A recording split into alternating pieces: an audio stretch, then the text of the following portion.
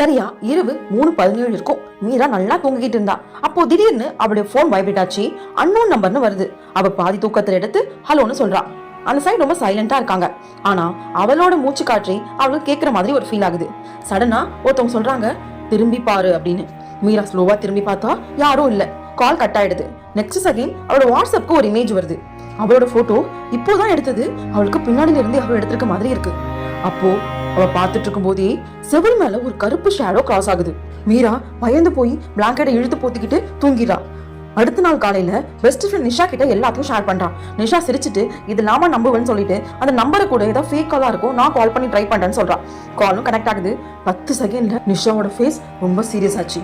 அதுல என்ன சொன்னாங்கன்னா, நிஷா அடுத்தது நீந்தா அப்படின்னு ஒரு வாய்ஸ் கேக்குது. சொல்லிட்டு போனும் கட் ஆகுது. அன்னைக்கு ராத்திரி அதே 3:17 இருக்கும். திரும்பவும் மீராக்கு ஒரு மெசேஜ் வருது. அதுல ஒரு இமேஜ் வந்திருக்கு. அதுல நிஷா இருக்கா. அவளுக்கு பின்னாடி ஒரு கருப்பு நீளமான உருவம் நின்றுட்டு இருக்குது அந்த இமேஜ்ல இருக்கு. உடனே மீரா நிஷாவுக்கு பல முறை ட்ரை பண்றா கால் பண்றதுக்கு. ஆனா நிஷாக்கு கனெக்ட் ஆகவே இல்லை. மறுநாள் காலையில நியூஸ் வருது, நிஷா மிஸ்ஸிங்னு. இப்போ நிஷாக்கு என்ன நடந்திருக்கும், மீராக கால் பண்றது யாரு அப்படின்னு தெரிஞ்சுக்கணும்னா பார்ட் 2 கமெண்ட் பண்ணுங்க. வீடியோ பிடிச்சிருந்தா லைக் பண்ணுங்க, ஷேர் பண்ணுங்க. இது போன்ற மேலும் வீடியோ பார்க்கணும்னா சப்ஸ்கிரைப் பண்ணிக்கோங்க. வீடியோ பார்த்ததுக்கு நன்றி.